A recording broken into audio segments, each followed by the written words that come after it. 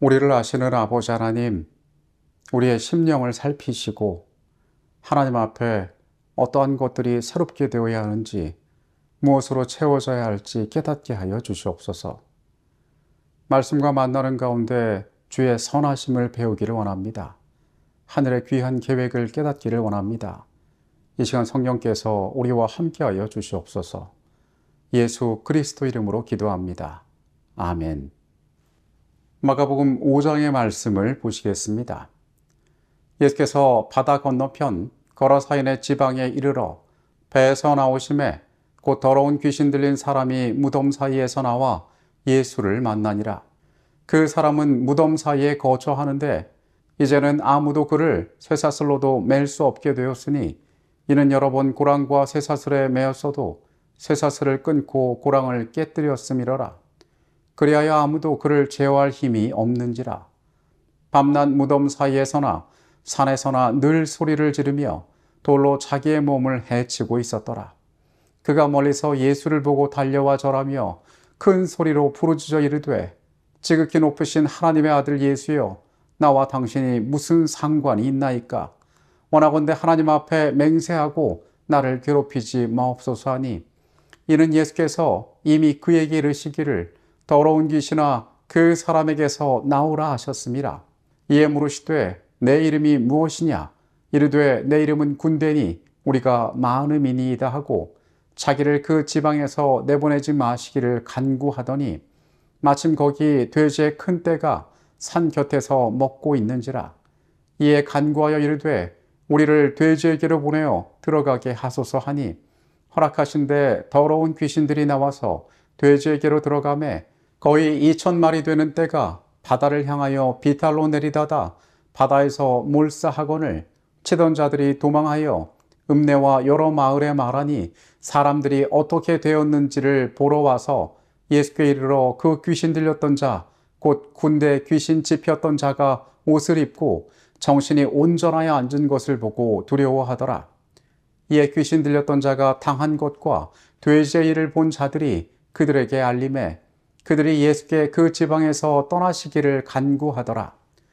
예수께서 배에 오르실 때에 귀신 들렸던 사람이 함께 있기를 간구하였으나 허락하지 아니하시고 그에게 이르시되 집으로 돌아가 주께서 내게 어떻게 큰일을 행하사 너를 불쌍히 여기신 것을 내 가족에게 알리라 하시니, 그가 가서 예수께서 자기에게 어떻게 큰일을 행하셨는지를 데가볼리에 전파하니 모든 사람이 놀랍게 여기더라.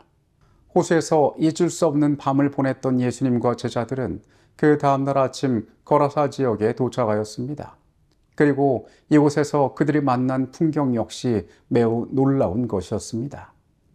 오늘의 주제는 거친 울부짖음에 숨겨진 간구를 들으시는가입니다. 우리는 마가복음 5장의 말씀을 통하여 여기 이 귀신 들린 사람의 삶이 얼마나 안타까웠는지를 살펴볼 수 있습니다. 그는 이 땅의 그 무엇으로도 스스로를 통제할 수 없었습니다. 돌로 스스로를 해치며 무덤에서 그는 살고 있었습니다. 성경은 아무도 그를 제어할 힘이 없었다라고 이야기합니다. 그런 가운데서 그에게 예수가 다가왔던 것입니다. 그의 곁에 있던 누구도 그를 도울 수 없던 그 가운데 그가 이제 예수를 만나게 되었던 것입니다. 이 사람은 예수에게 달려갔습니다. 말씀이 이 제자들에 대하여 아무것도 언급하지 않는 것으로 보아 그들 역시 다른 사람들과 마찬가지로 두려워하며 도망갔을 것입니다. 누구든지 그를 바라볼 때에 이 사람은 통제할 수도 없고 도울 수도 없는 사람이라는 것을 한눈에 알아봤기 때문일 것입니다. 예수께 가까이 다다른 그는 예수 앞에 엎드렸습니다. 이 절하다라는 말이 헬라어 동사 프로스키네오라는 단어가 사용되었는데, 이것은 보통 경배하다라고 번역이 됩니다. 이 장면에서 이 사람은 예수를 바라보고 그를 향하여 달려가면서 이분이라면 나를 구하실 수 있다라고 인식했다는 것을 알게 됩니다. 예수께 경배했다는 것은 그분이 어떠한 분이신지를 깨달았으며 그분이 이전껏 누구도 돕지 못한 자신의 운명을 바꿀 수 있는 분임을 확신했다는 것입니다. 그러나 그가 입을 열었을 때에 여전히 그의 삶을 지배하고 있던 귀신은 예수를 향하여 이렇게 소리칩니다. 하나님의 아들 예수여, 나와 당신이 무슨 상관이 있나이까? 원하건대 하나님 앞에 맹세하고 나를 괴롭히지 마소서. 더러운 영은 그의 삶을 구속하고 그를 지배하고 있었습니다. 하지만 예수님께서는 귀신들의 울부짖는 소리 너머에 속삭이고 있는 이 영혼의 가련한 간구를 듣고 계셨습니다. 그 영혼을 불쌍히 여긴 예수께서는 그를 어둠 속에서 건져내십니다. 귀신은 자신들이 돼지떼에 들어가게 해달라고 요청하였고 예수께서는 그것을 허락하셨습니다. 2,000마리에 달하는 돼지떼 전체가 제방 아래로 달려가 물에 빠져 죽게 되는 사건이 벌어집니다. 이것은 돼지를 소유한 자들에게 엄청난 손실을 안겼습니다. 그래서 사람이 볼 때에 이 예수께서 선한 일을 하시는 이 과정 가운데 다른 문제들이 발생하게 된 것이었습니다. 악한 영은 더 이상 이 사람을 속박할 수 없음을 깨닫고 떠나면서까지 예수님의 사역을 방해하기 위하여 애썼던 것입니다. 우리가 여기서 발견할 수 있는 중요한 사실은 마귀도 예수님이 어떤 분이신지를 알고 있었다는 것입니다. 그분 앞에서 자신이 무기력한 존재라는 사실을 알고 있었기 때문에 2번이나 예수님에게 간청하는 모습이 나와 있습니다. 귀신은 분명히 그들을 압도하는 그분의 권능을 알고 있었던 것입니다. 이 5장의 이야기 가운데는 2가지의 특징이 있습니다. 첫 번째로 이 이야기 가운데는 부정하거나 의식적으로 더러운 것들이 가득 차 있다는 것입니다. 무덤과 죽은 자는 그들에게 부정한 것이었습니다.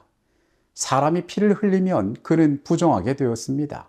돼지 역시 부정한 짐승이었습니다. 이 죄인이 속해 있던 삶의 환경들, 그가 자신을 해하고 무덤에서 살아가며 귀신에 눌려있는 이 모든 것이 얼마나 더럽고 추한지 인생이 가지고 있는 죄의 속성들을 이 사람은 우리에게 잘 보여주고 있습니다.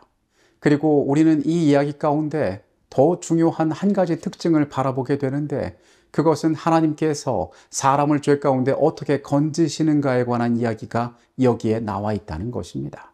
예수께서 귀신 들린 한 사람을 만나시고 그에게서 귀신을 쫓아내고 그를 자유케 하시는 단순한 과정 같지만은 이 이야기 가운데는 선과 악의 대쟁투가 어떻게 벌어지는지가 잘 나타나 있습니다. 먼저 예수님은 속박당한 자로부터 귀신들을 쫓아내셨습니다. 그런데 이 귀신들은 그냥 물러가지 않고 그곳에 있는 2,000마리의 돼지를 죽임으로 사람들로 하여금 예수님에 대하여 부정적인 마음을 갖게 합니다. 사람들은 그분이 이곳에서 행하신 영적인 위대한 일들을 바라보는 것이 아니라 자신의 재산상의 손해를 두려워하여서 예수님에게 떠나달라고 이야기하였습니다.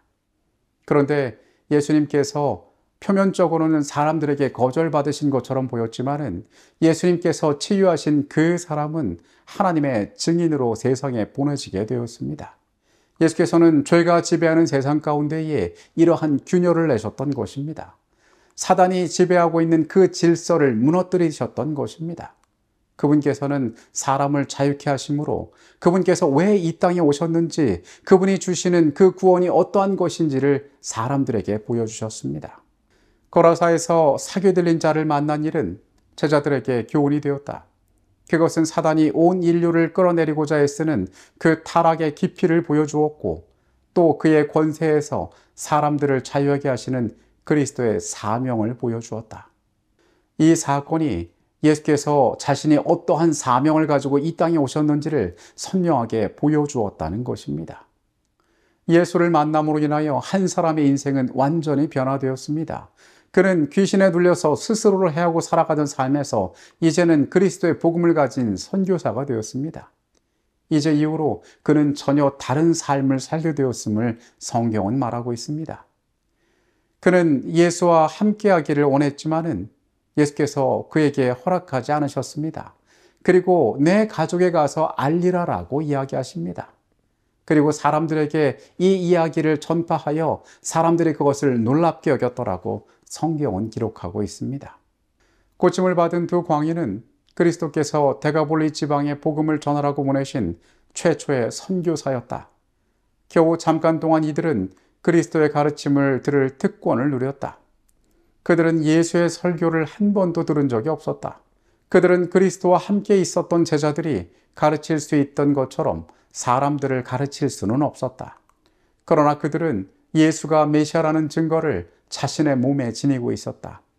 그들은 저희가 아는 것, 곧 그리스도의 능력에 관하여 보고 듣고 느낀 것을 전할 수 있었다. 여러분, 예수가 우리에게 다가오므로 우리의 속절없는 삶이 이전의 삶과는 다른 삶이 되기를 소원합니다. 그리고 그런 모습 속에서 우리의 지식이 많아서가 아니라 그리스도께서 나를 구원하신 그 경험을 통하여 세상을 놀랍게 할 기별을 우리의 생애가 전할 수 있게 되기를 간절히 바라겠습니다. 이 땅이 해결할 수 없는 문제를 해결하기 위하여 주께서 오셨습니다. 한 영혼을 자유케 함으로 사단의 정체를 드러내시고 주님의 사명을 우리로 깨닫게 하셨습니다. 오늘 그 절망 가운데 살아가는 존재가 바로 나임을 우리가 발견합니다. 주님, 내 삶을 새롭게 하시고 주의 전능하심을 통하여 우리를 구원하여 주시옵소서. 주께서 우리를 세상에 보내실 때에 주님께서 나와 함께 하셨던 경험을 그들에게 말하고 나눔으로 그리스도의 아름다움을 전하는 우리가 되게 하여 주시옵소서. 주의 선한 손길이 이 하루의 삶에도 우리와 같이 하여 주시옵소서. 거룩하신 예수 그리스도 이름으로 기도합니다. 아멘.